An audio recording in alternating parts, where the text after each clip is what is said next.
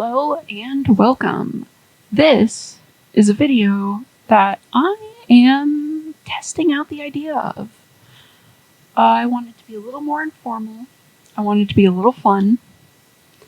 I want everything to just feel real chill.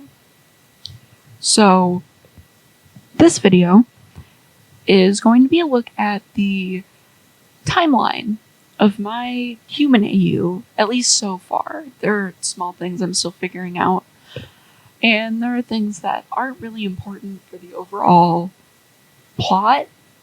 Not really plot, the overall concepts and ideas that have not been worked out, but it's not important that you know the exact day that Blue Nose was christened. It's not important that you know the exact time of day that certain events happen. This timeline is first and foremost looking at historical aspects of the real world and of TUGS, looking at both different production information that I've learned, taking that production information, comparing it to the real world and actual sources, environments, different places and cities, and also looking at different tugboat companies to understand a general timeline of what's going on. There are a few things I will start off with that are general assumptions that I want you to think about going into this. I have Big City as an East Coast city. Specifically, I analog it closer to being something like New York City than I have it being San Francisco. Some people prefer that Big City is closer to San Francisco and is a West Coast city. However, it's pretty consistent in the show that Big City is an East Coast city, so I want to portray it like that. Where I deviate from Big City being an East Coast city is that I personally grew up in the Midwest. I grew up on Lake Michigan. I'm from Milwaukee. You're not going to find where I grew up by me saying that. So, with that in mind, there are aspects of sailing and waterway that I inherently am more familiar with.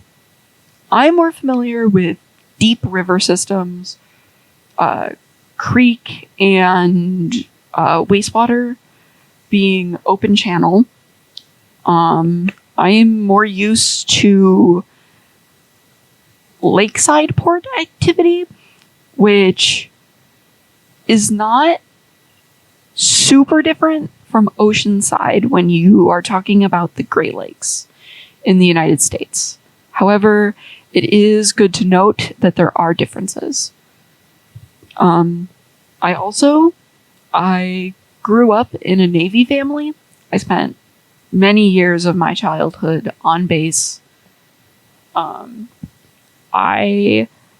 family historically has been Navy families. My father was in the Marines, or my stepfather's, who I lived with as a child, was Navy. That has a bit of perspective on, I'm not really going to touch into a lot of Navy stuff, but characters like Blue Nose, I might be more, I guess, sympathetic, or with characters like things like war and PTSD. I might be covering that in a way that others might not. It's something that my family has experience in. It's something that any military family can tell you about. Starting off, while explaining certain events that take place, I will be referencing things like To be specific, I will be mentioning things like implied like child abuse. I will be talking about injuries to some capacity, whether it is like this character got cut or this character had like life-altering disabilities. I will be discussing war. I will be discussing some of the negatives of American culture in the past. I will not be diving too deeply into topics like prejudice or racism or homophobia or any of that stuff. In my ideal headcanon world, no one in TUGS is homophobic and they are all a big happy found family, but that is not realistic, and I don't want to portray that as being realistic in comparison to other things within this AU that may be more realistic. I also, as you can see, there is a large swath of time. I don't care that much about Civil War big city port. I don't care about the War of 1812 and how big city port was burnt down during that, or I don't much care about like in the Revolutionary War this happened. Those are things that I might go back and flesh out later, and I may make a sequel video to this like years in the future. However, it's not interesting, at least to me. I'm an American. If you can't tell from my accent, I'm American, and it's things that I know absolute crap ton about. I do not care to explain the intricacies of the Civil War in this. I don't want to talk about it, quite honestly. There are enough problems with all kinds of other things contemporary to Big City that I will be discussing, but I'm not going to be overly discussing. Other things, there will be empty space on screen. As you can see here, like there's going to be empty space. In this empty space, I will be not particularly citing sources, but if there is a historical event or something that I'm basing off of IRL, I will be putting tags on screen in post if I miss something while talking, or if there is an art that I've done that talks about it, I will post said art on screen so you can see it. If there is like a fanfic that I'm referencing, I will pull quotes from it. That sort of thing. I'm kind of just freewheeling this. Most of this is in my head. So this is kind of something just to get it down. We've had 8 minutes of just getting this all together and discussing. I just want to forewarn. Some of this is dark. Some of this is silly, goofy fun. Some of this is not taken seriously, but some of it is taken seriously. I genuinely want to go in with people knowing that. I want the context. I also want people to understand this is specifically for my humanoid AU. My humanoid AU is an AU, or an alternate universe if you're not familiar with AU as a term. It is an alternate universe where the tugboats are separated into like two entities. The two entities is the ship. The ship is inherently the tugboat. When the ship is christened and fired and like the engine's warmed up for the first time, there is an energy force, which you might hear this talked about by people who have worked with steam engines and like older machinery. It's the concept that certain machinery, especially older machinery that was just coal fired, like you put heat on it and it ended up going, is alive. It breathes, it reacts, there's a personality to it. Looking at that personality, the ship itself has all of those things. The ship itself is alive in some sense. However, the ship inherently gathers energy because everything that has matter has energy. That energy manifests itself into its own mass. That mass is what you would consider like the face of the tugboat in the show. If you're looking at one of the tugs, you're looking at like the face. That's inherently a manifestation of energy into mass. The tugboats are fully sentient.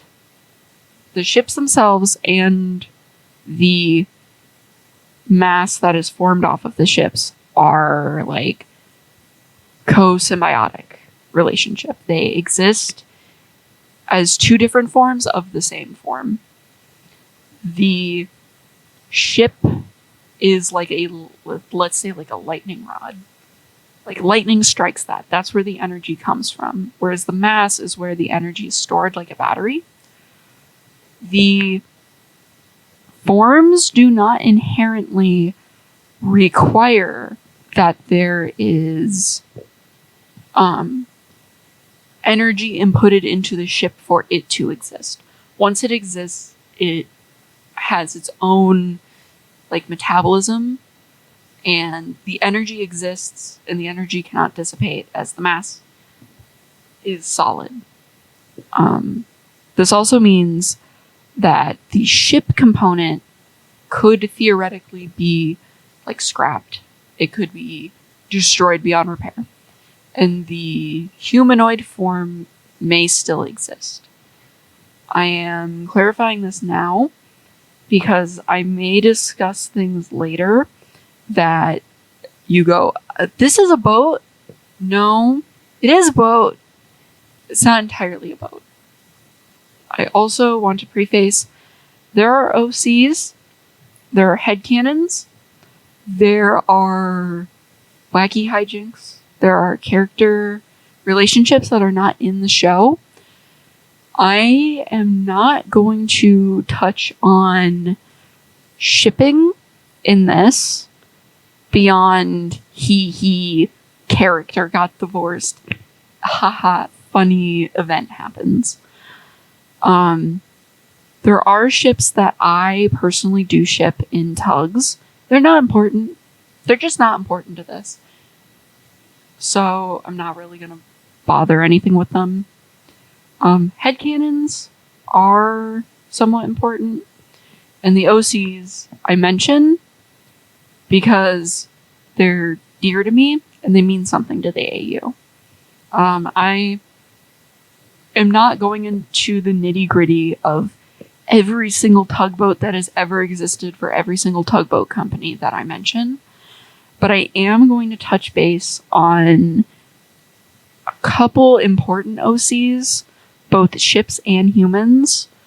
Those OCs are in the context that they add something to the narrative. Other than that, I will not. If people are really interested, I will sit and I will make a list of every single tugboat ever owned by the Moran Corporation and then make a Z-Stacks alternative to it. You give me $20, I'll do that all day. However, that's not important here because we would be here for 6 hours and we've been here almost 15 minutes already. So, time to get into our first event. 376 years ago, January 1st, 1648, the first wharf is built at Big City during colonial rule. This directly references that the first wharf and port in New York was built in 1647. Sorry, I forgot where to look. Because Big City is East Coast, I am pulling a lot more from New York than I am San Francisco, but I will clarify what I'm pulling from where. This is not really specific. It's a Big City is on an ocean. They built a wharf. No one knew what was going to happen in the summer of 1922. Moving on. Also directly referencing New York City, 1808. Deeper narrows are discovered leading into Big City, making the location ideal for a more industrialized port. In 1808, New York, which was not really that big of a port city at that point, it had been the capital of the United States.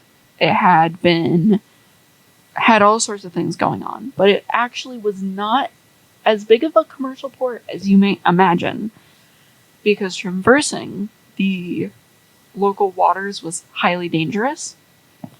However, once these deeper narrows are discovered, suddenly there's activity in the port.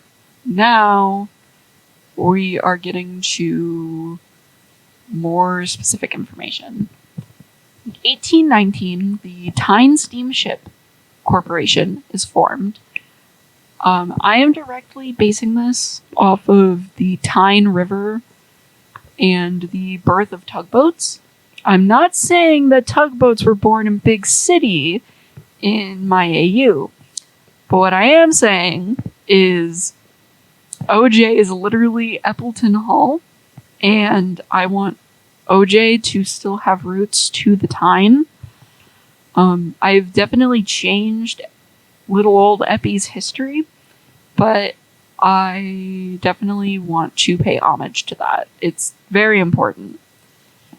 Also, I'm absolutely saying that tugboats were formed in Big City. This is my headcanon go away. In 1824, the first dry dock is built, attracting steamships in Big City.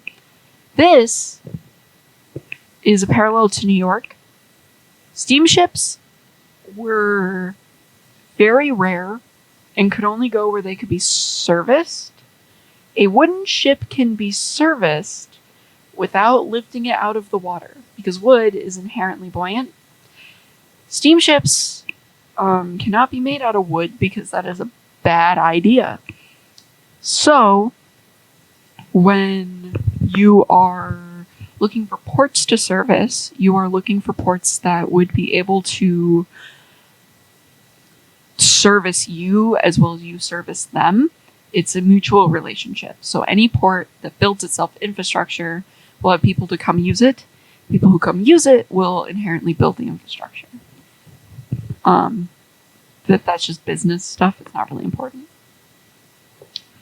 Here we go. April 27th, 1825. OJ is christened for the Tyne Steamship Corporation. OJ doesn't have a particular birthday. I didn't pick anything specific. I will be referring to christening and birthdays kind of interchangeably because I'm a silly human and I think about birthdays when I think about how old someone is. I will say I specifically look at christening as functionally as a boat is won on the day they are christened, the day that they take their first voyage. Once they are christened and they take that voyage, they start at one. It's like their first event. Every year after that, they go up by a year in age and in christening. This, for OJ, it's not really important. But later on, I may be mentioning, let's say, Zaffrey. Zaff is 2 years christened when she is purchased by Zero.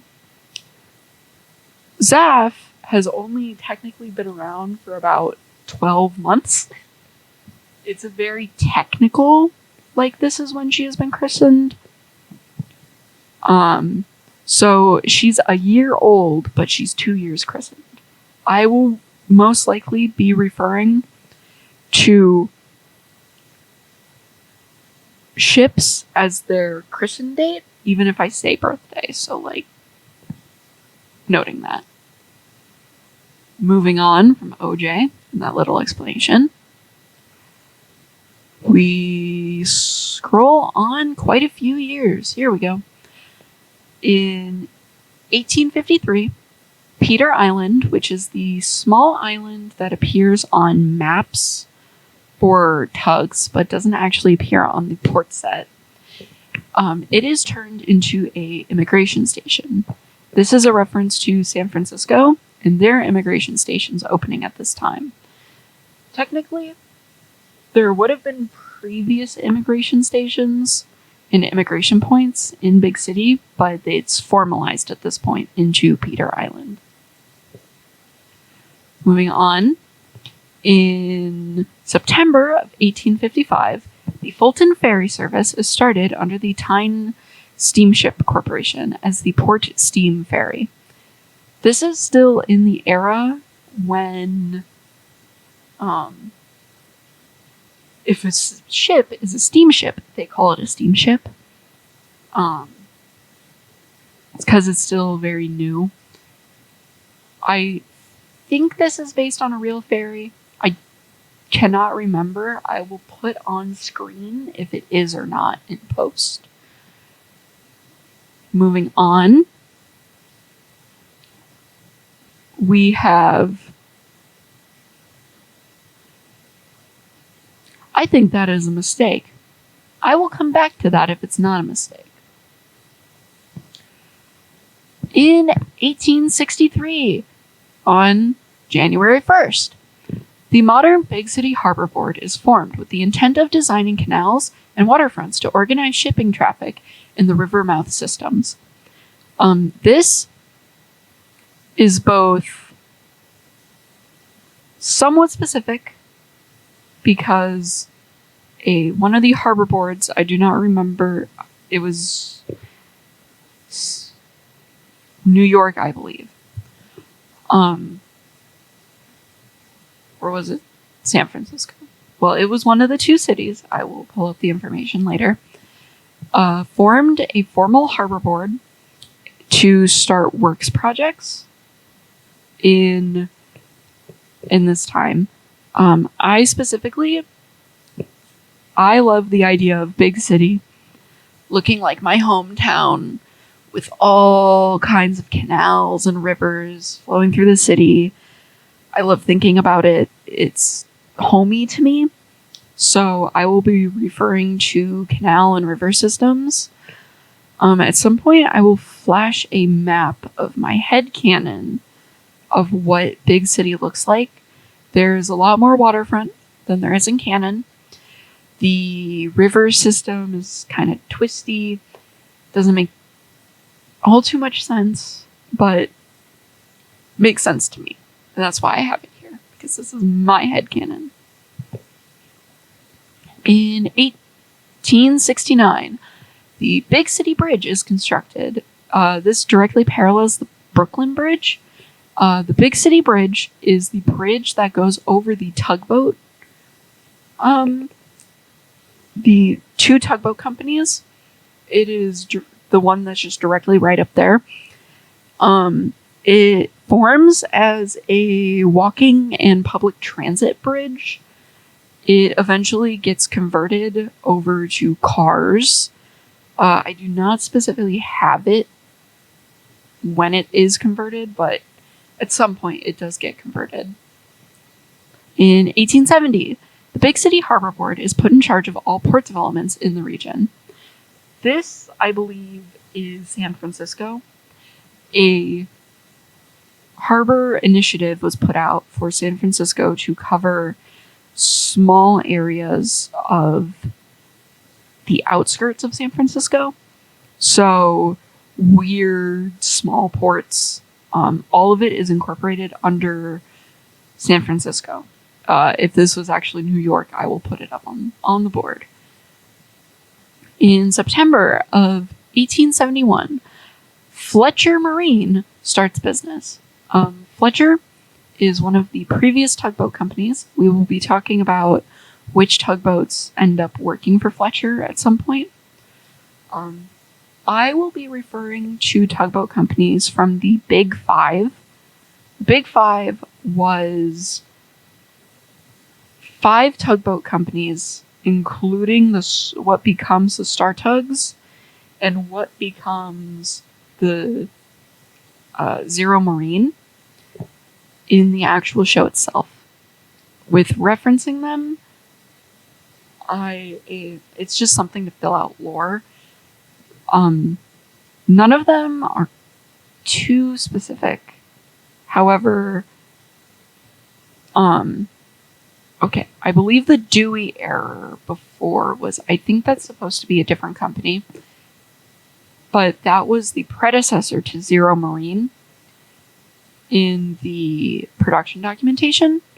So that 1860 is when the Moran Company, which is what the Z-Stacks are based off IRL, which I will get to that later. But moving on. 1877, Lucille Luxon Sr. founds Lucky's Yard. This does not have any strong parallel to the real world, besides I put it there.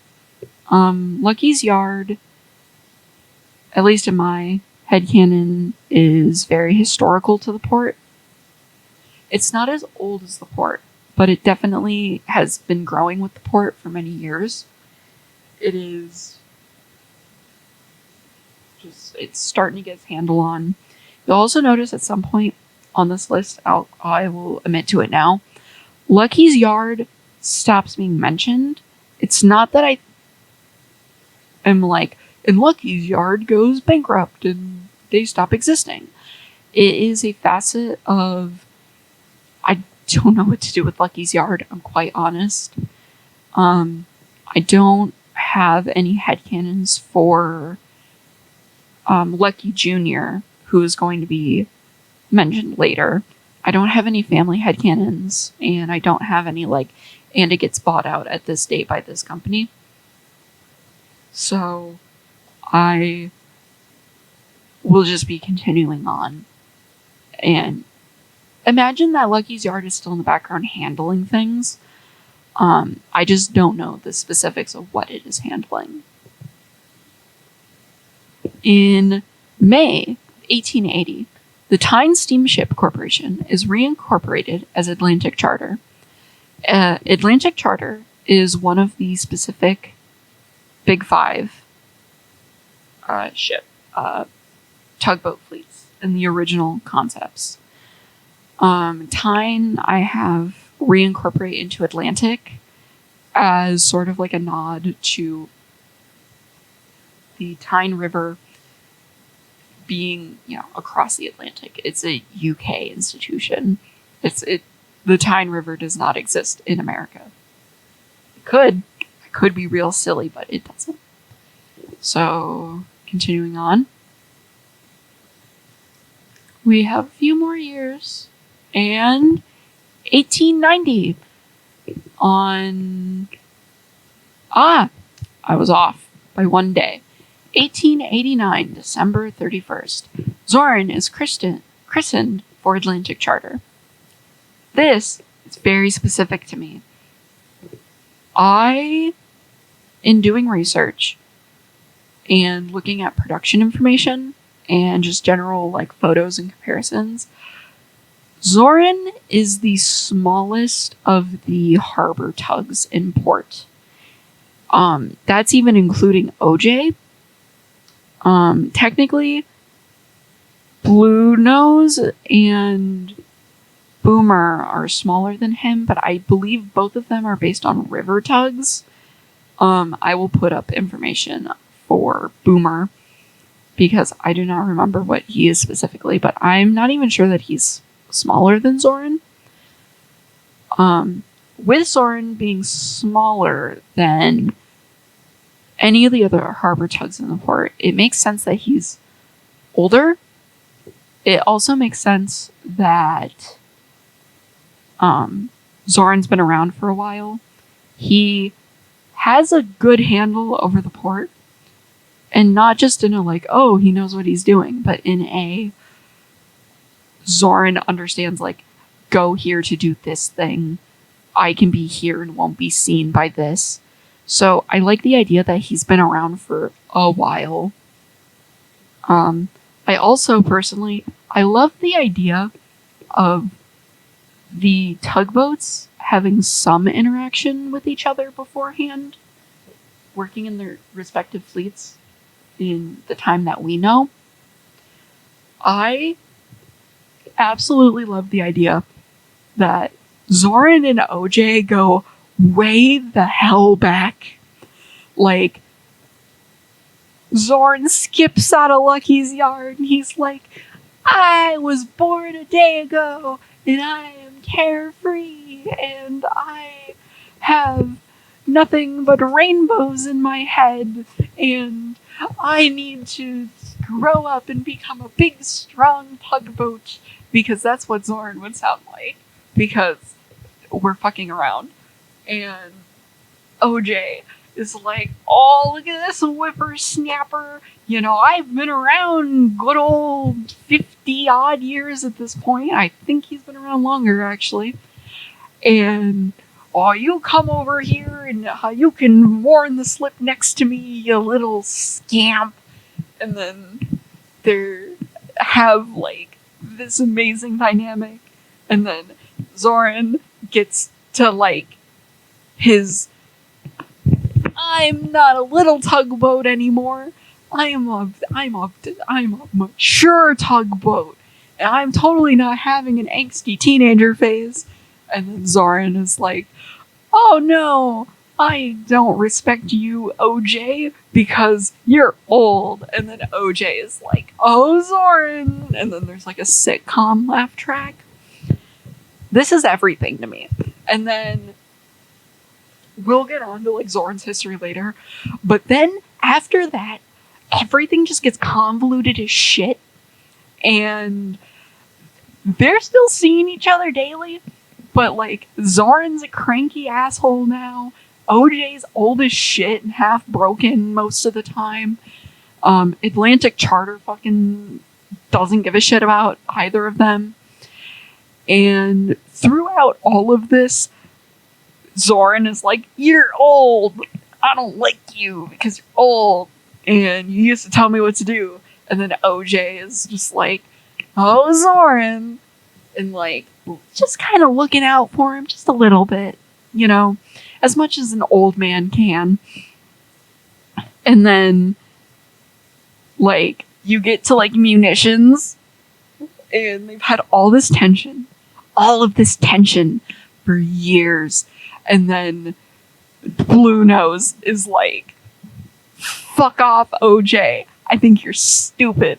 And then Zoran swoops in and is like, OJ is correct, and he's always been correct, and he's a great guy. Hush. And then OJ is like, that's the Zoran I remember from back in 1889. And then Zoran is just like, by the way, do not mention how when I was christened again, because he's very sensitive about it, because he is small and kind of weak compared to like the newer harbor tugs, and he's just kind of tired and he doesn't like talking about it. Once I get to the very specific events, I will talk more about the psyche that I hold with Zoran. But we'll start being able to unpick it a little bit. But yeah, that's my dream, I think those two have such a fascinating dynamic. I think there should be a TUGS hour-long, like, special, and it should be OJ and Zoran going on, like, an upriver road trip, and I would watch that so much. I just think they're so interesting. I think it's fascinating that Zoran puts so much respect towards OJ, and I think it's fascinating that OJ seems to respect Zoran back, and not even on a level of like, oh yeah, he exists, so I'll like be cool with him, because OJ is cool with everyone. I think it's fascinating that OJ seems to, like, in munitions specifically, OJ and Zoran are just talking back and forth. Zoran is like the first one to be like, everyone move out, get out of the way, that barge is dangerous, which, mwah, love that. And OJ is immediately like on his side talking about it, like, okay, I understand what you're saying, I'm gonna keep going with what you're saying because I immediately like trust your information versus mine. Ugh. So good. I gotta move on because I will stick on this topic forever. Next. New Year's Day, 1891. Captain Zero is born. I cannot pull it up right now. Captain Zero, I headcanon him, and his name is Ruben Rosello Zero. Specifically, Ruben is named Ruben by his adopted parents. I'll swing it back around to that real quick. Because he is their only son, their only child. They were very firm, they want a kid, and they knew they would only probably get like one chance at properly adopting. So they gave their son, Ruben, the proper name signifying that. Rosello was his system name. Zero was specifically a public adoption, which I talk about in a fan fiction very briefly that I recently posted. Zero is a public post-birth adoption. So, is I saying Zoran or Zero? Whatever, we will just continue. I will mix names up in this, probably. If I notice it in post, I will fix it. Zero is given up for adoption at birth within a public hospital. This is very rare. Most adoptions are, in this era, are private. They are through things like lawyers, attorneys, paralegals, and they are handled completely like under the table. You give someone money. Normally it's young women who are pregnant from either very traumatic events or from what would be considered, sinful Jezebel behavior. These adoptions are oftentimes arranged by people with a lot more money. If you were pregnant, you didn't want the kid, and you couldn't find a rich family to take the child, or any family to take the child, and your own family would not take in a child, you kind of would just have the kid and leave it somewhere. It's very morbid, but it is pretty much what happened. I don't have anything overly specific about Zero's birth. Because he is born in a public hospital, it's most likely that his biological mother was put there for some reason. I have a couple of ideas, and this might get a little like dark or upsetting. I either assume something happened to her. She was assaulted. Something very grave happened. Like her husband died in a robbery and of the house, or she was mortally injured, or she was like an immigrant, could not speak English, but was taken into the hospital because they noticed like there's something physically wrong with her. This would be very early, almost before when public health in places like New York would be very focused on. Something that quite possibly would be, it's the easiest explanation, but I don't know if it's what I want, is Zero's mother could possibly be, in lack of better terms, like a prostitute, common whore, she would probably be called. And she'd probably be horrifically sick. It's just a fact. And taken into the hospital because of complications with her illness. Most likely, or I do have specifically, that she dies when Zero is born. Very common back then. It's a miracle Zero's alive, quite honestly. Especially, like, mortality rates very bad. But Zero's born. He is being born in a public hospital. He is openly there for adoption. His folks, his mother and father, would be probably working with a lawyer, and the lawyer would be putting out ads. A representative of the hospital would possibly contact the lawyer, and the lawyer would then work out the adoption. So it would be a public adoption, but it still would be one of those like weird, the records don't line up. I headcanon Zero as Jewish. His adoptive parents are Jewish. Jewish adoptions are actually a lot more common in the past. And I think they might be more common only because I can find records of them.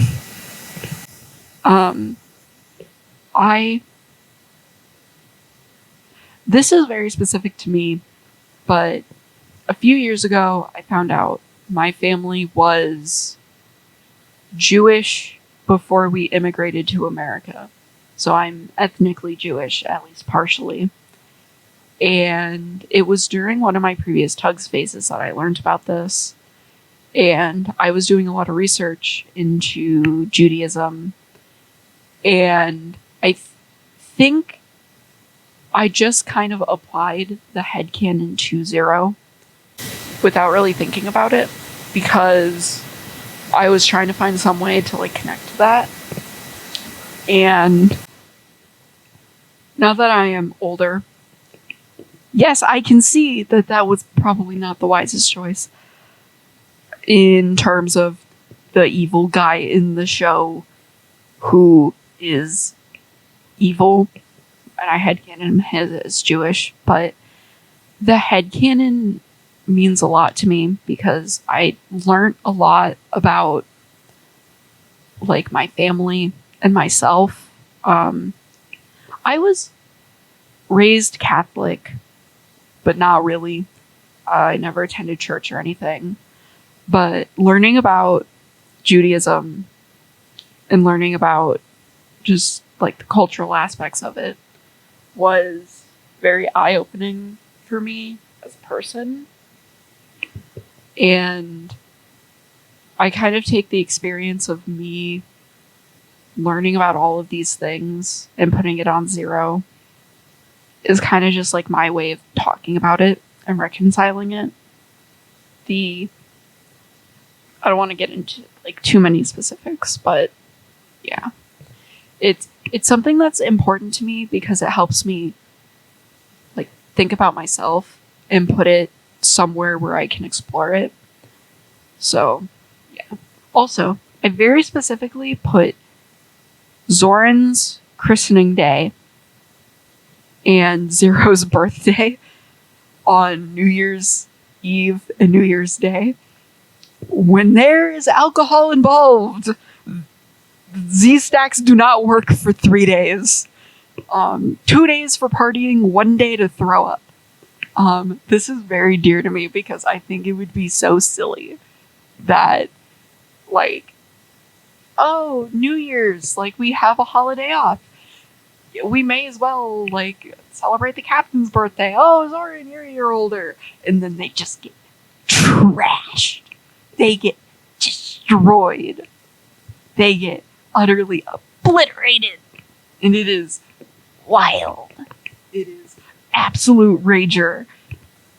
It is parties everyone wants to be invited to. It is Great Gatsby speakeasy nonsense. And it's lovely to me. I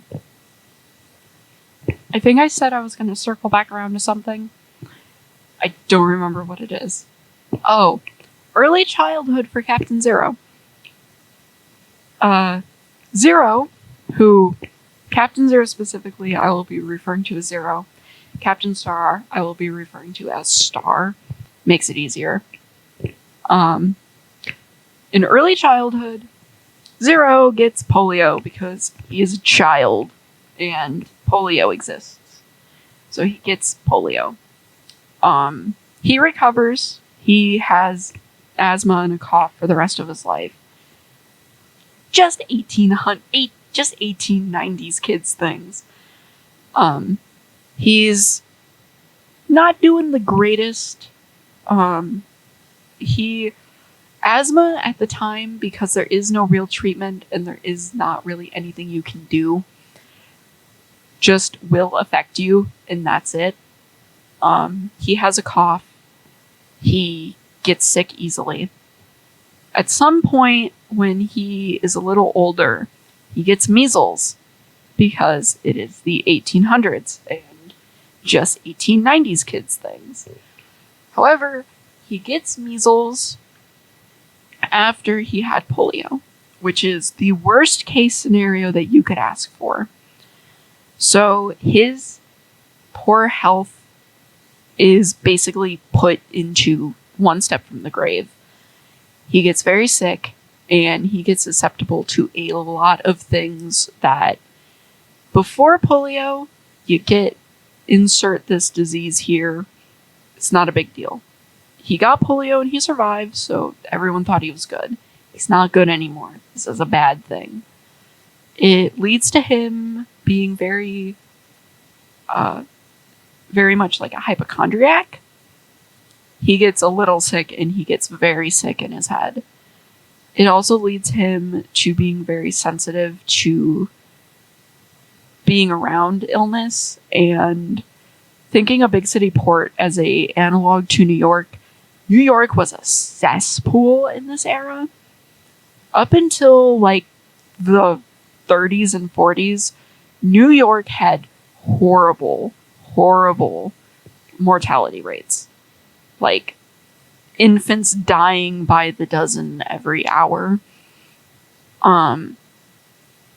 It's unpleasant to think about, but if you are a guy and you are susceptible to every single illness known to man, because fuck measles, and if you get like polio again, you're just fucking dead. Like, if he gets polio, like, he's going in a lung. He kind of recluses himself, and we'll get more on that later. But it's the start of Zero is antisocial arc, which we will talk about more later. In November 14th, 1894, Captain Star is born. Born one Jonathan Starr to a poor family in a small town on the coast. Star does not talk about his childhood. His family were immigrants. Northern Europe. I haven't decided where. I've seen a lot of fun headcanons of him being in the Nordic region, immigrant. I like that. I think that's pretty fun. I haven't gotten specific because it doesn't matter. Star does not talk about his childhood. We will get to things later, and things will start to make sense. He does not talk about his father at all. He rarely mentions that he has a mother. He does have a younger sister, who is a fishing boat captain, also Captain Star. This is Salty's lighthouse star. She is a shitpost OC. I am only mentioning her because I think it's funny. And I have a shitpost fic. And it's just fun. That's the only like real thing about like Star I want to mention. He has very little experience with social situations, with the city, with other people. He has tons of sailing information. He will talk about how has been sailing since he could walk. He was swimming before he could crawl. Sailing means a lot to him because it was something that was open to him as a child. He does not talk about why it was open to him as a child. What I think and put around and just generally like process, I believe Star probably was son of a fisherman, son of a merchant, some kind of ship owner. He probably was put on as a ship's boy as soon as he could hold a broom. He probably did not have any interaction, almost no formal schooling.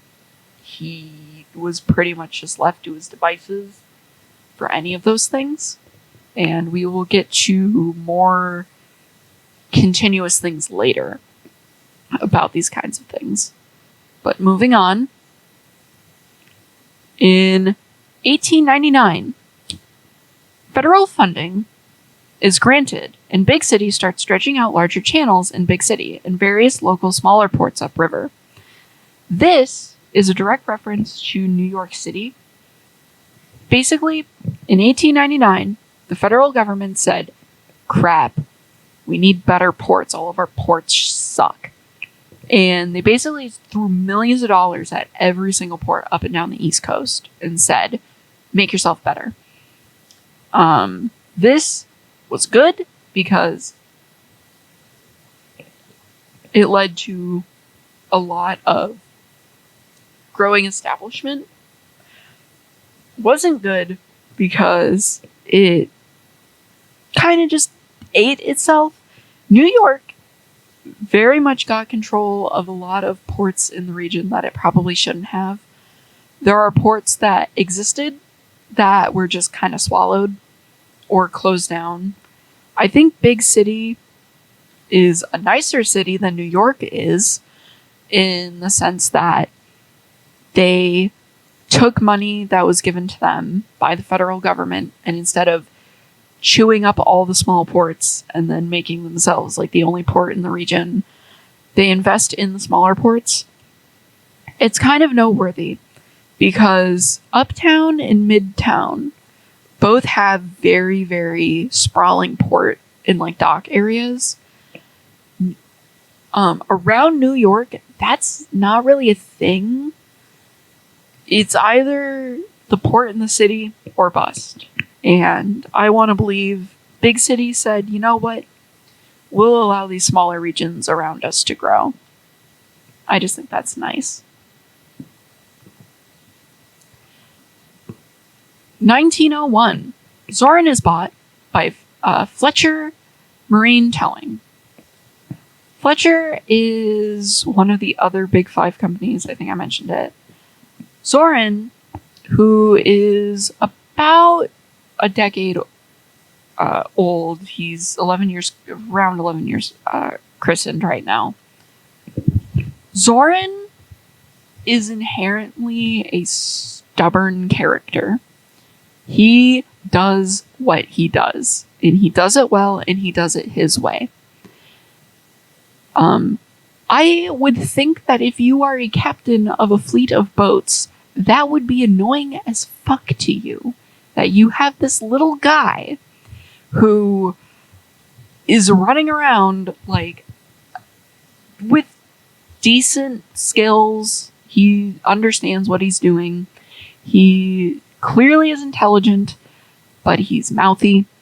He does what he wants to do. If he thinks there's a better way, he's going to do it. And that seems to be how Zoran processes most things. He's hella sarcastic. He is sour. He is angry. He will yell at you. He will talk back. He will get offended over things that he knows is true. I just think it's just swell for him to be like that. It's very interesting character-wise. I would be so pissed off if I owned a bunch of boats and one of them was always fucking yelling at me. I love Zoran. I wouldn't like that. And I imagine Zoran, especially with things like Atlantic Charter, because it's already existed a hell of a long time. Zoran comes in and is kind of just the small fish in the sea. And he's not really seen as anything too important. And I don't think he copes with that well. I think Zoran has a little bit of a complex.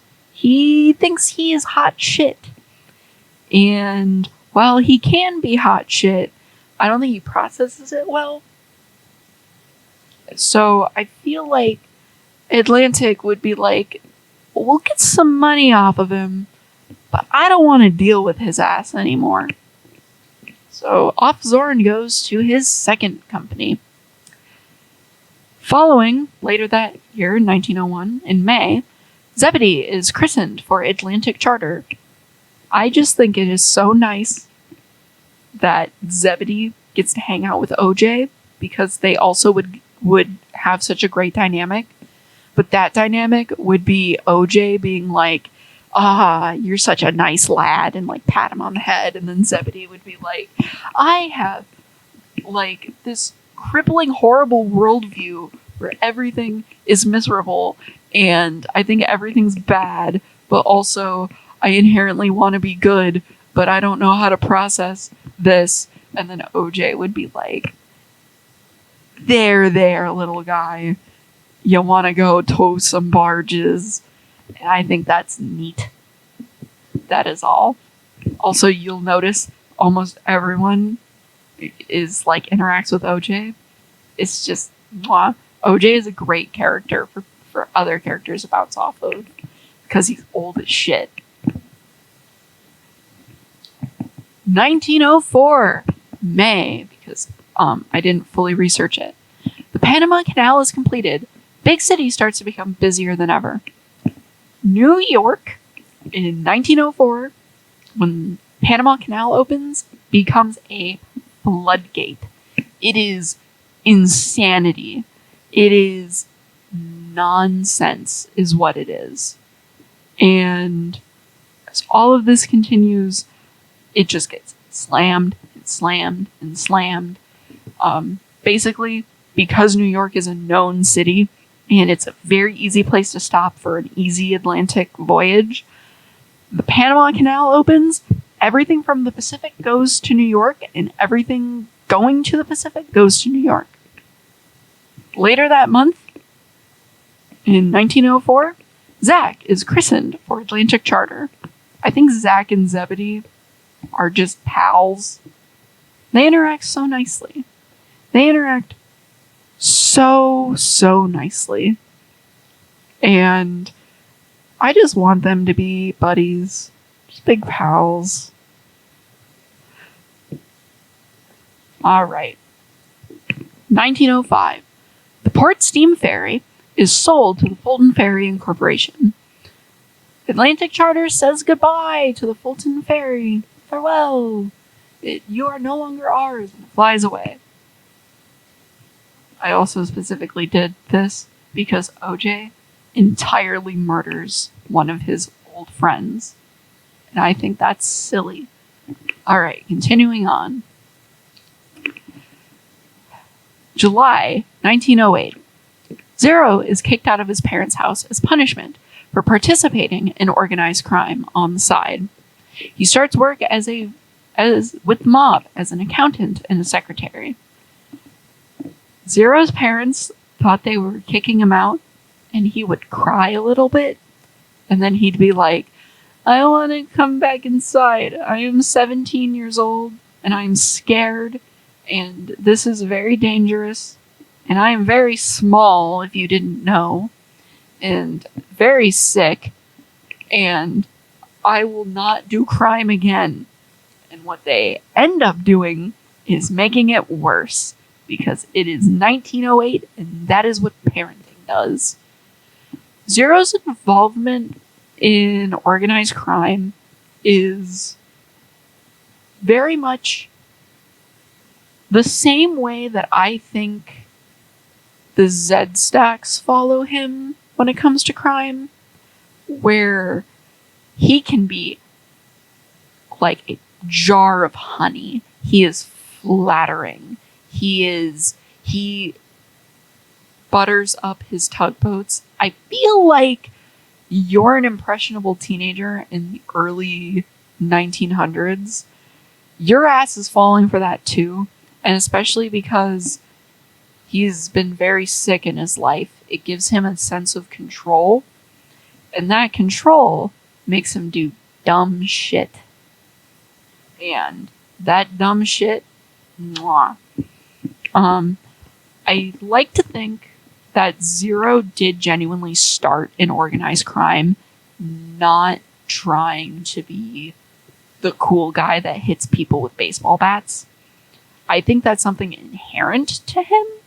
I think he does carry around a baseball bat, and some kneecaps, they have been shattered. They have been destroyed. But in the long run, I think he started it as a way to feel independent, as a lot of people would possibly do. And that independence bit him in the ass. I think within a few years, Zero has gone from, I did secretary school as a teenager, and now I'm doing secretary work for my mob boss, to like being in gang fights and getting the shit beat out of him constantly. I will elaborate on that a little more. I have some art and stuff that kind of goes with it. I think Zero inherently is in a situation that he either knows is bad or realizes is bad. When we get closer to the show, we are already establishing that Zero is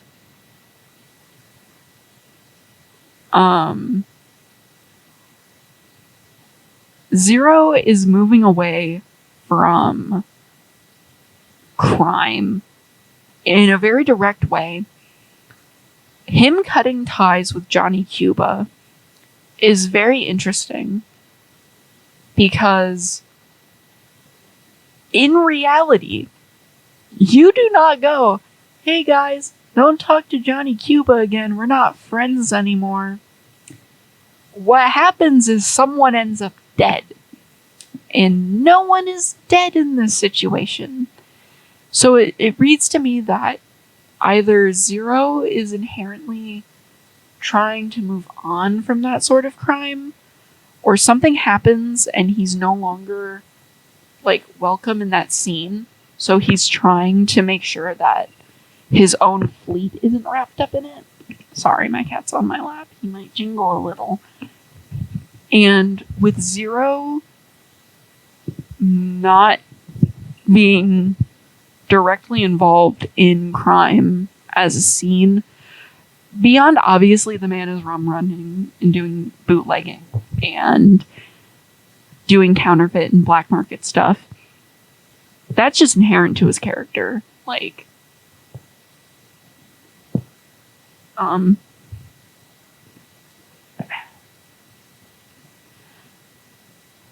I think it's fascinating, and I think it's interesting, and I think it's something to definitely unpack about him. Leaving organized crime is not something that's taken lightly, especially in this era. It's not something where one day he's like, I'm not part of the mafia anymore. And then Johnny Cuba is like, oh yeah, you're not part of the mafia anymore? I respect that. You are a good friend. I'm sorry, 1 second. Could you get off of my shoulder?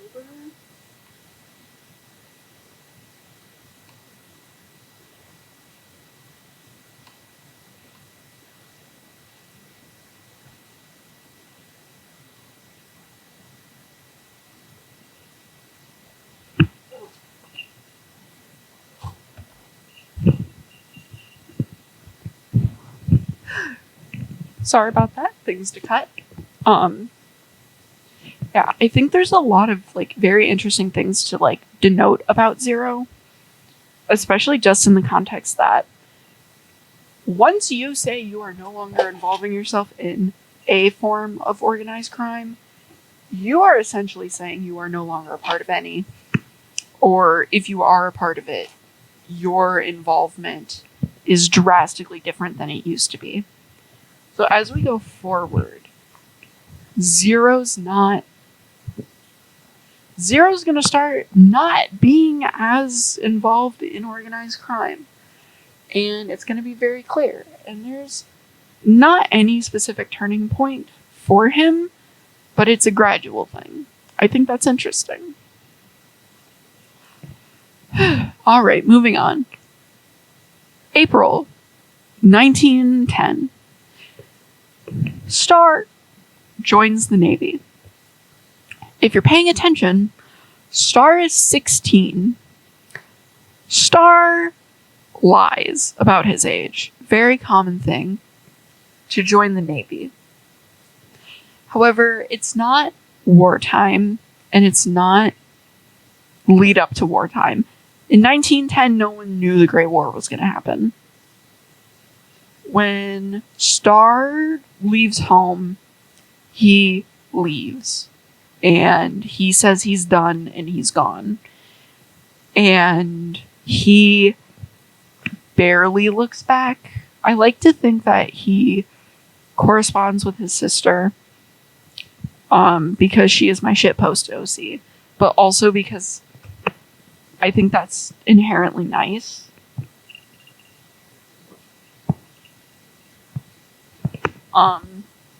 With Star corresponding with his sister and basically nothing else,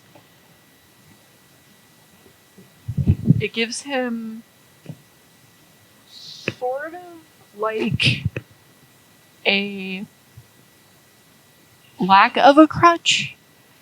It means that Star is in big city because he inherently wants to be, at least going forward after we cover some other things. Once Star is in big city, he stays. His first station for the Navy, he is posted into big city. He goes through basic and he becomes a dockhand at first, and his home port is big city, and it'll stay big city. And New York is seen as like a place of dreams. That's a very American dreamy type thing. And I think that's bullshit because I'm American in the 21st century and I'm a Gen Z. But I think it's something that Star would believe in. And even as we continue this, and Star's life gets horrifically pathetic, because oh, does it get pathetic. Star inherently sticks somewhere that feels safe and sometimes being nothing is safe. I don't know. I want to unpack Star a lot more, and I have more interesting things to unpack about him. But I think the idea that he goes to big city like once, first time in big city, and then he's there and that's where he stays. I think there's room for something interesting there. Alright, moving on.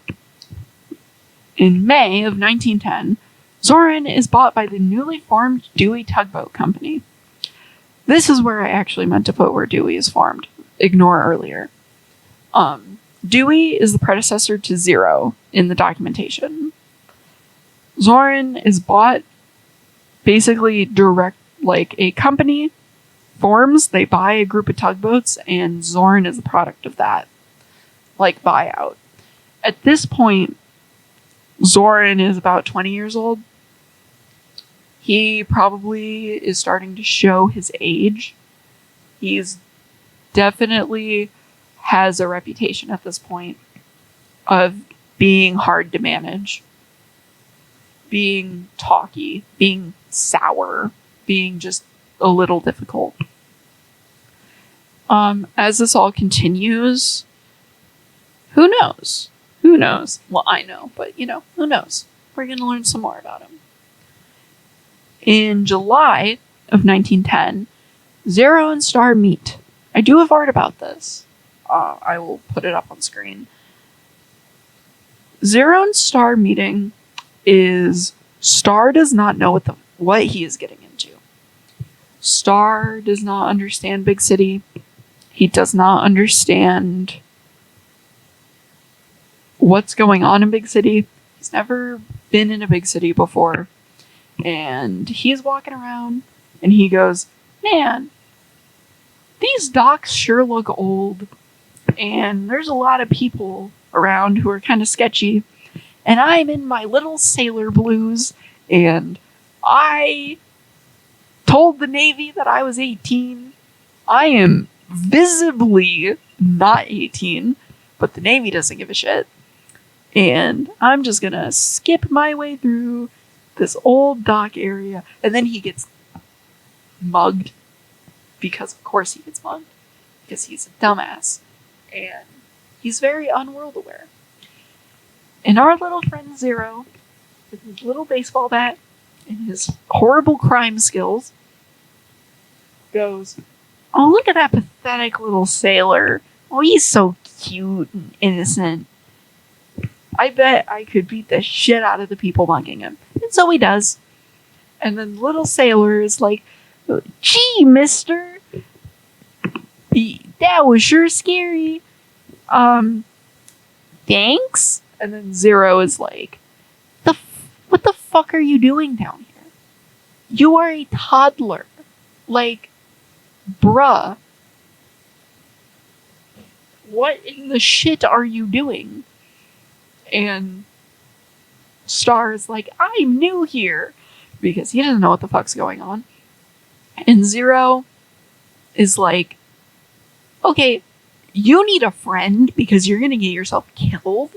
What is on with you sailor people? You sailor boys.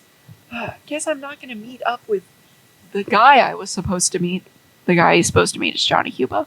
Guess I'm not meeting up with him tonight. I'm gonna take you back to my apartment and like patch you up, and then I'm gonna drag you back to your ship or barracks or whatever the hell in the morning. And then Star's like, gee golly, mister, I ain't never had a friend before. And Zero is like, oh, you baby. Okay, I'm your friend now. Because I think Zero is inherently just like confused. And I think his parents are probably very nice people. And I just think it's nice. I just think it is. I think they should be friends. I really do. They're not going to be friends soon. But with all of that, it's very much a fish out of water, and it's really a fish out of water for both of them. Zero, having been involved in organized crime for about 2 years at this point, is utterly swimming in the deep with no connections his own age. And any connections his own age are people who he should not be associating with. And Star knows absolutely no one his own age because he lied about his age. And he doesn't really have anyone because he's basically running from anything that he had. And I think both of them being inherently lonely in those situations would lead to them bonding very quickly. And I think that's sweet. Moving on. Zebedee is sold to Pacific Marine. He's just sold. There's not anything really specific with that. It happens. And then continuing.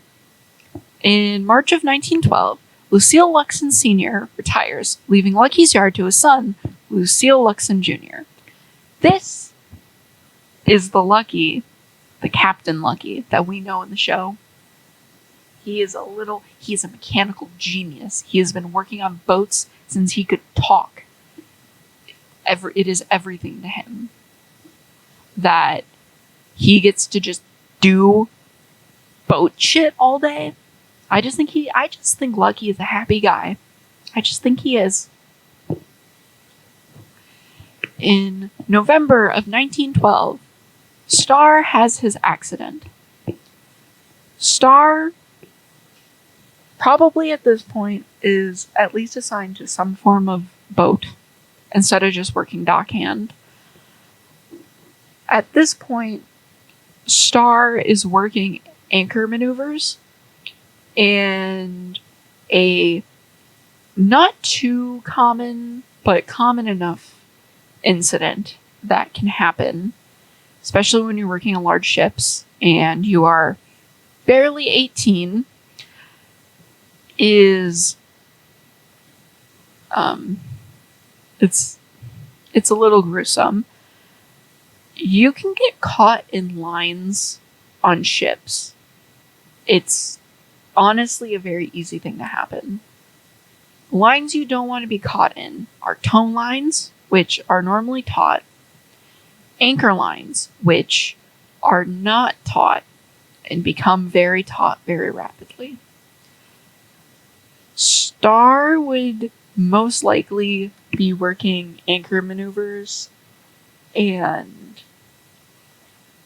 all it takes is him to step on the wrong side of the flake of the anchor line, and he could chain as it falls inherently snaps back, and that snapback would most likely grab onto him.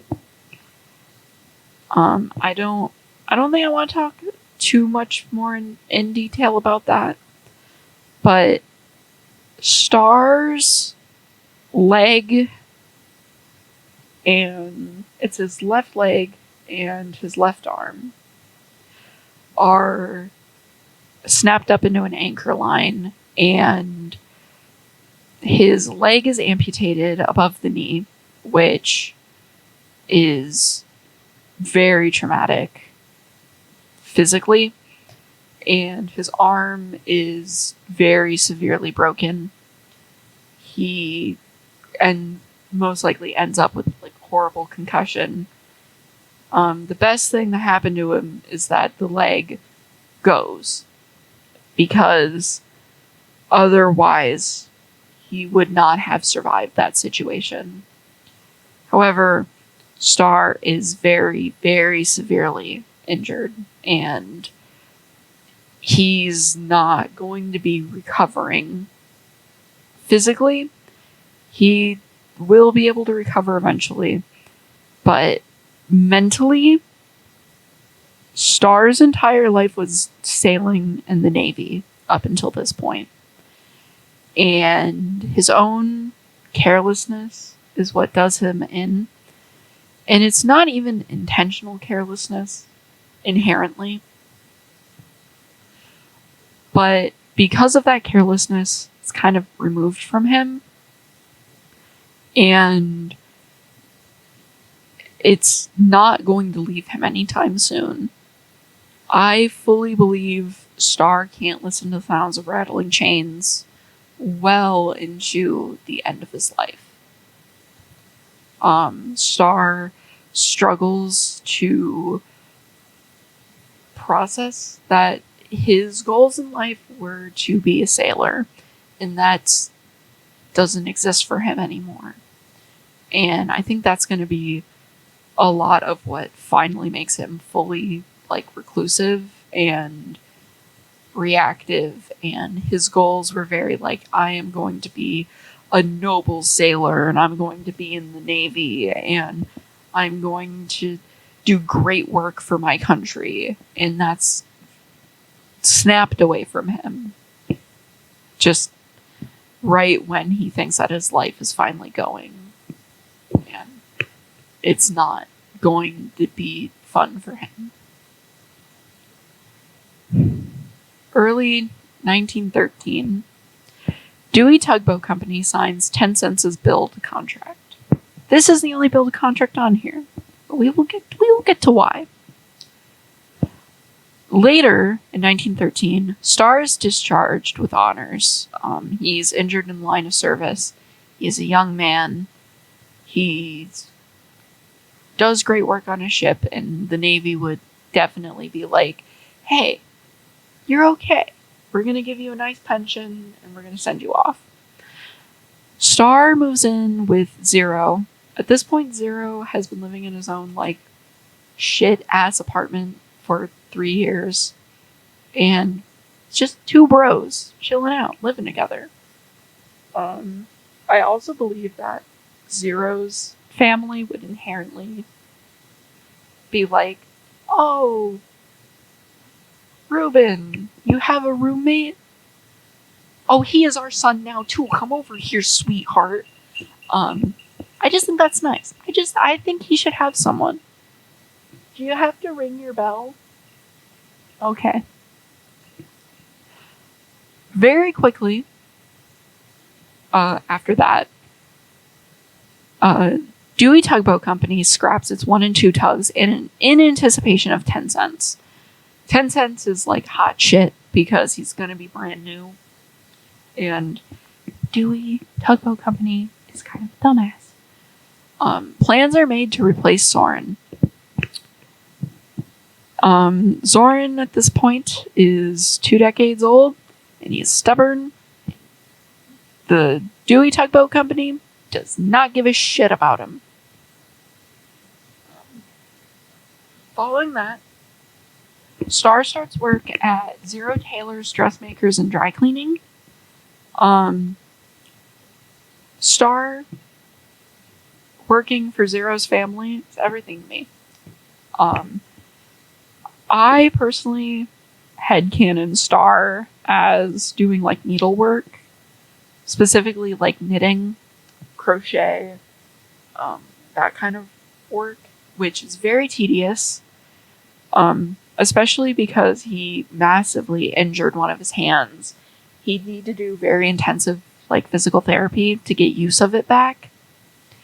And I think him knitting would be from what I've researched, would be very common and very easy for him to just pick up,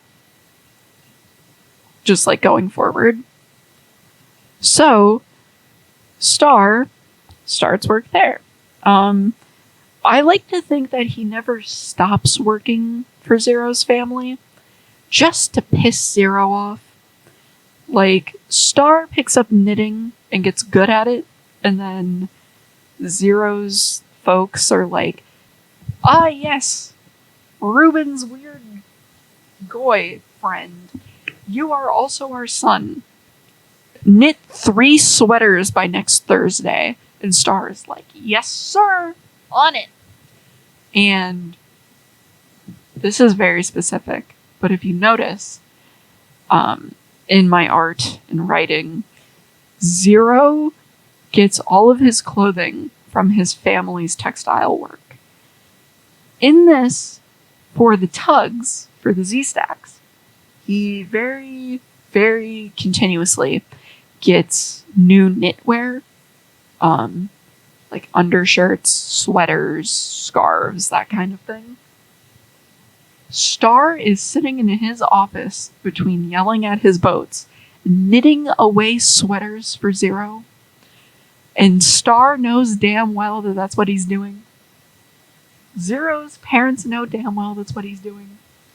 Zero kept out of the loop because he will throw a hissy fit about it. And that is everything.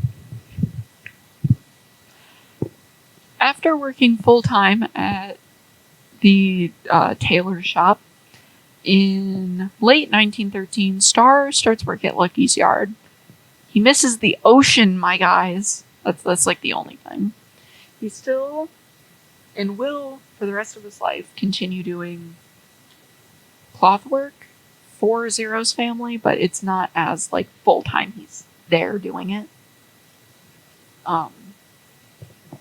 Next event, in early 1914, about a year after the build contract is signed, Dewey defaults on 10 cents' payments. Dewey, later the month, then defaults on the contractor's costs of their new headquarters. Dewey Tugboat spends a lot of money after scrapping 2 of their tugboats, and they're kind of dumbasses for it. Which, in, I believe, February of 1914, Dewey Tugboat Company collapses. This is directly correlated to Zorin is repossessed by Lucky's yard and chartered by the Big City Harbor Board through Captain Lucky to cover Dewey's contracts. Zorin, at this point, is in dreadful state. He's functioning. He's barely functioning. He is pissy as hell. He has been having a bad time. And now he is repossessed and working with this random guy who, let's be honest, if Lucky is a happy guy, Zorin doesn't like him. And he knows any minute now he's done. The second that Lucky is no longer being chartered is the second that Zorin is going into scrap. And this is a bleak-ass time for the man, let me tell you. It's very quickly followed by 10 cents is christened and put on sale as part of a bankruptcy package by court order. This would be very common. Lucky's yard would basically be told to finish the project, and I feel like Lucky would finish it inherently to make some profit back, and all of Dewey's assets would be put together. And once all of these assets are put together, Lucky's yard would be like, okay, who wants it? And within a few, couple weeks, who wants it? Zero, Star, and Associates forms and purchases Dewey's bankruptcy assets, including the new and old headquarters and 10 cents. This directly corresponds with Zero strikes a contract with Lucky's yard over Zorin's title and purchases Zorin. What happened was Zero read the paperwork, and Zero immediately was like, I just got fucking scammed by Lucky's yard. All I know about this Lucky guy is that he's John's boss. And John doesn't know how to read paperwork. He is illiterate and a sailor, so he's stupid. And I just read some information in this paperwork that I'm looking at here, and for some reason, it says that the sole operator of all of our repair contracts is going to be Lucky. Well, I just so happen to want to go down to the Department of Justice tomorrow, Mr. Luxon. And when I'm down there, I might be handing them some paperwork I just signed. And then Lucky goes, oh, fuck, oh, shit, fuck.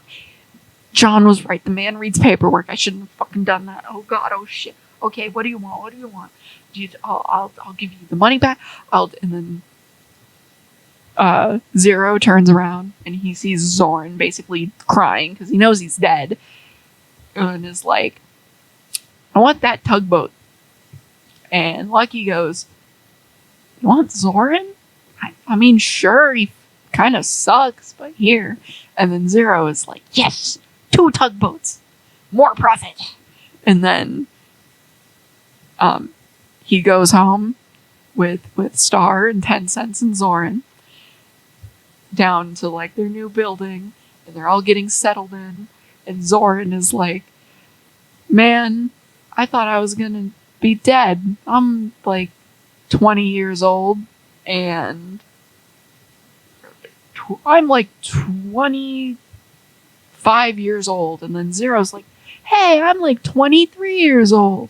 We're like the same age. And then Zoran's like, oh, hey, that's really cool. You remember insert world event? And then Zero's like, hey, yeah, I remember that. Hey, like, what's your outlook on life? I kind of know things about 10 Cents because John wouldn't shut up about buying him for the past 3 weeks. And then Zoran is like, oh, I think the world is inherently like a really interesting place. And I think that being divisive and having leadership skills is important. And then Zero's like, hey, I think being decisive and having leadership skills is important. And then Star is in the background, like, stop, like, fraternizing with our boat. He's our boat. Like, dude, what are you doing? He's a boat. Like, he's technically our property. You don't have to hang out with him.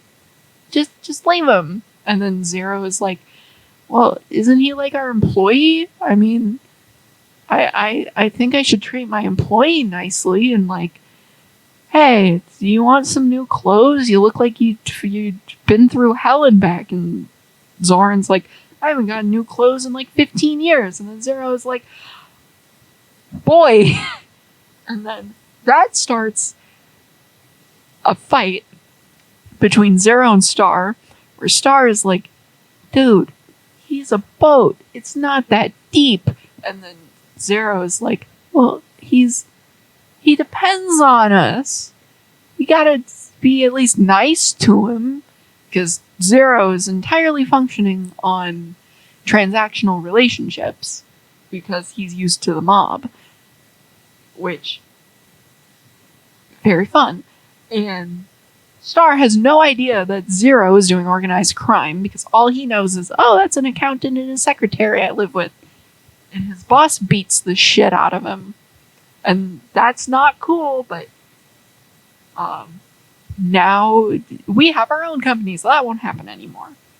Spoiler alerts. Anyways. But yeah, I think inherently Zero and Zoran would just click. I mean, in the show, they function on the same wavelength. And Zoran knows exactly what Zero wants, and Zero knows exactly what Zoran needs. And I think it just starts quickly. And I think Zoran owing like his entire existence to Zero is kind of sad. But at the same time, I feel like that's the kind of thing where Zoran is going to be loyal to Captain Zero for the rest of time. And he's clearly loyal. He is loyaler than a dog to that man. And he'd do anything for his fleet and his captain. And like a little bit of life debt. That's a recipe for some loyalty. So, yay. Then moving on, within like 4 weeks. One night, the harbor goes to sleep, and Zero Star and Associates is still a company.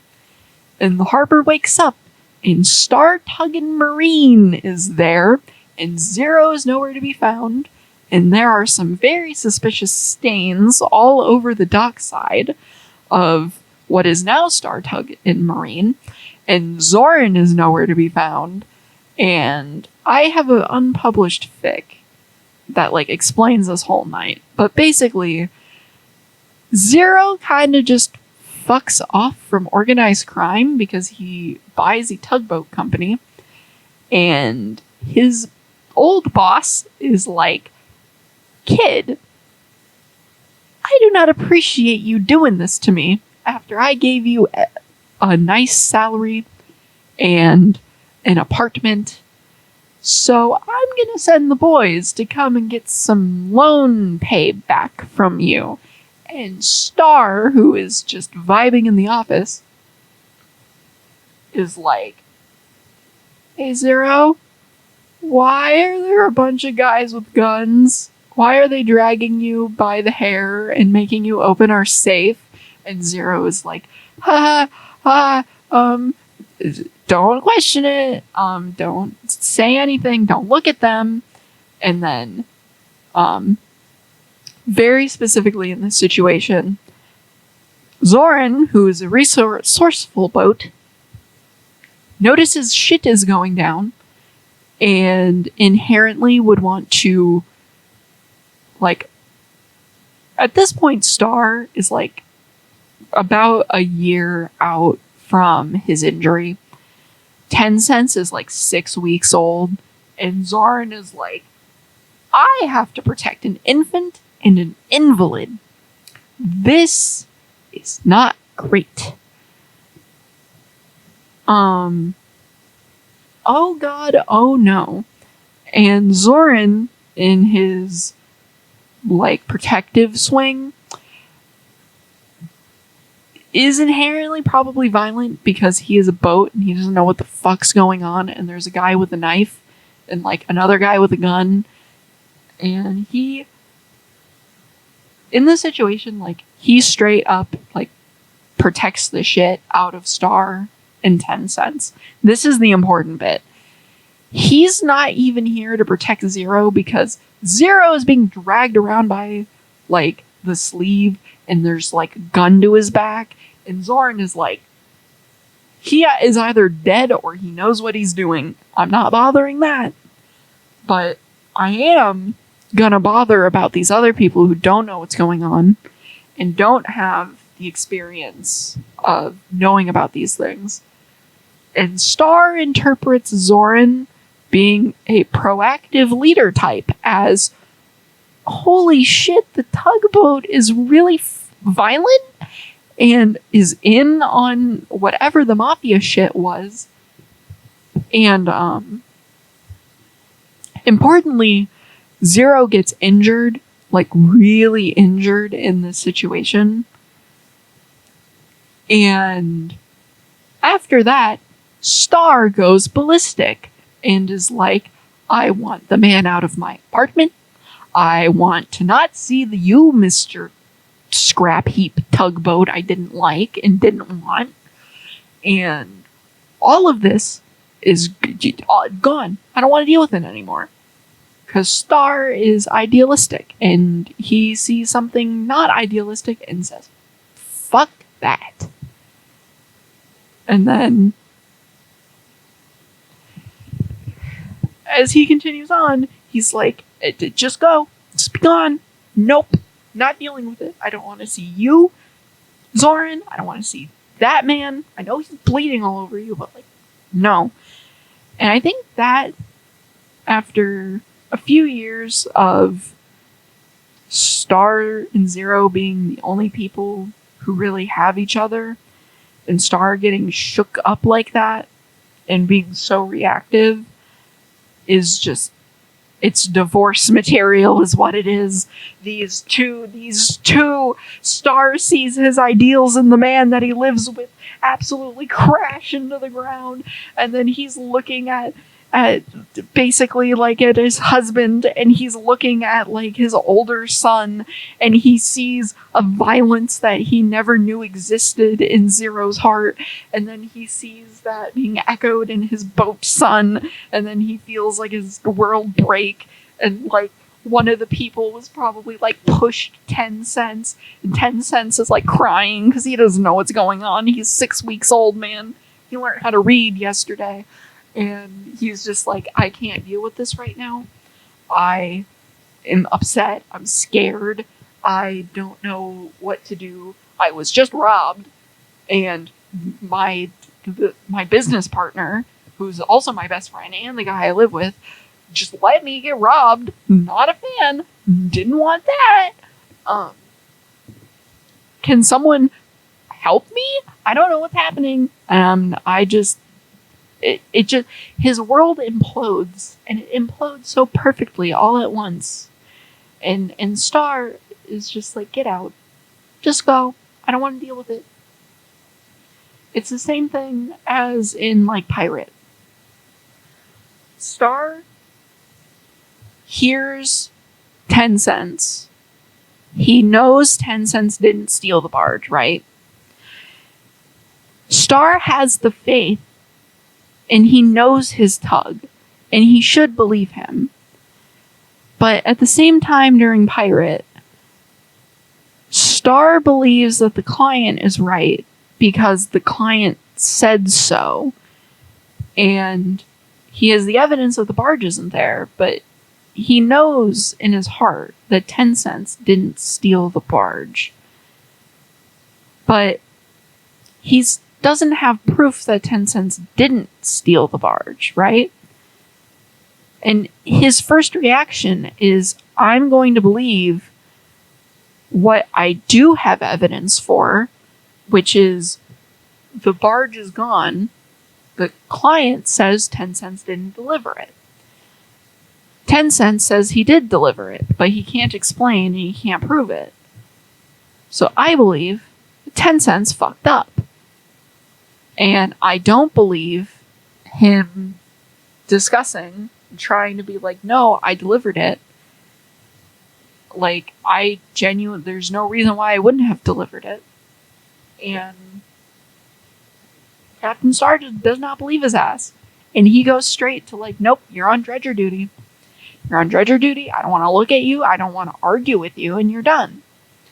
And I feel like maybe he used to be more reactive, you know? And Captain Star is very generally like an idealist. Captain Star is the kind of guy who believes the first thing that is told to him if it sounds plausible, even if you think about it for 2 seconds and you're like, that's not it, man. And I feel like that's both very important in his character because he seems to be very good faith and open to the things that his tugboats want and need. Like, when they want Star to buy Grampus, Star buys Grampus. He shouldn't have done that.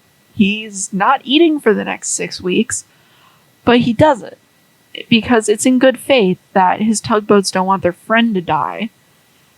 And like, that's like so idealistic. Like, he goes out of his way to do that. But at the same time, he like screams at 10 cents and is like, get out of my sight. You are genuinely making me upset. Just at the thought that you possibly committed a crime. And it's just fascinating. Like, genuinely fascinating that Star is so idealistic, but he's also doesn't inherently have trust and faith in people. When did he lose that? Did he lose it in the Navy? He trusted the Navy and ended up with nothing in his life. He trusted Zero. He lived with the man. That Zero was his whole world. Zero's what got him out of, the funk of, oh God, what am I going to do now? I don't have anything going with my life anymore because what I was going to be doesn't exist. And then Zero fucks him over. And then Zoran, Zoran didn't do anything wrong in this situation, but Star interprets it as Zoran fucked him over too. And it's like, hey man, that's some trauma. You want to talk about that? And I don't know. I just really like that.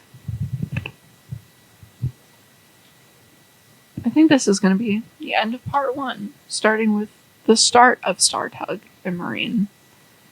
I will come back to the next part of this when I have a few more hours to sit and chat.